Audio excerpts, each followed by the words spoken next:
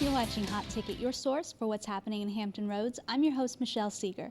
Try as we might to slow down time, the Christmas season is approaching once again. But before you freak out, remember, there are some upsides to this time of year. Not the least of those is Richmond Ballet's performance of the Nutcracker. The ballet's managing director, Brett Bonda, is here today to tell us more, alongside Thomas Garrett, one of the dancers from the Richmond Ballet. Gentlemen, it's good to have you both. Oh, thanks for having us. Thank you. We're excited to see you. The Nutcracker has become sort of a fixture. Absolutely. I mean, it's a fixture for almost any ballet company, but it's obviously been a fixture for Richmond Ballet as well. And we've been performing it ever since we've been a professional company, but we're very excited to be bringing it back to the Hampton Roads area this year. And we're always thrilled to have it. And I mean, it's so Hampton Roads centric that you're almost surprised it's from Richmond. Well, that's right. I mean, because we are trying to involve as much of the community as possible, from music, of course, by the Virginia Symphony, and many of the students that are going to be performing from the local area. Around 80. Yeah. I mean, that is a large amount. Yeah, I mean, what we've done is we've held an audition recently for any students in the area that would be interested in performing with us. And we have cast almost 80 students from 18 different local dance schools that are going to be performing with us. So even though we are Richmond Ballet, and of course Tommy's going to be down here as one of the professional dancers performing, we are going to be using a lot of local students that are going to be in the production as well. Mm-hmm. That's going to be great. Also, what's really nice about using so many children from this area is that the kids are at the age where they kind of see the professional ballerinas, and I know for a lot of the girls in the company, this is the age where they saw a ballerina and decided this is what I really want to do when I grow up. And to have the opportunity for them to be backstage and see how ballerinas prepare for a show or what they do before a performance, I think is a really great opportunity for the community.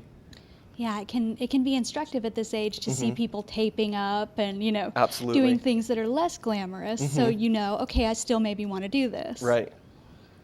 So what is unique about this particular Richmond Ballet's production of the Nutcracker? Well, this is actually Stoner Winslet, the artistic director, and she's actually the founding artistic director of the professional company. This is our 30th anniversary as a professional company, and she has been at the helm ever since. And around 11 years ago, she created this new production for us. And what she did was she went around to many different Nutcrackers around the country and tried to come up with something unique for Richmond Ballet. And I don't know, Tommy, do you want to talk a little bit about what she's done with the production? Well, I know a lot of productions, you have first act and second act. There are two acts to the Nutcracker. And sometimes the transition between the two acts is not as fluid as it could be. And I know Stoner went back and really looked at this concept, and in the first act, all of the children receive presents. They all get different kinds of dolls or animals, and those animals carry over into second act, and they all become the divertissements for that act. And it really keeps the children in the audience into the ballet. It really keeps their attention, which is really nice. Everybody's crossing their fingers. Maybe my presents will come to life. It'd be awesome. Now, speaking of the children, I mean, really, this is a production that's meant to be engaging from beginning to end for all ages. Mm-hmm. Is that true? Absolutely, absolutely. I mean, anybody can come see this show and just be enthralled with everything that's happening on stage, from the dancing to the costumes, and the fact that there are so many children in the show and on stage. I think young and old, it really keeps the attention, and everybody just.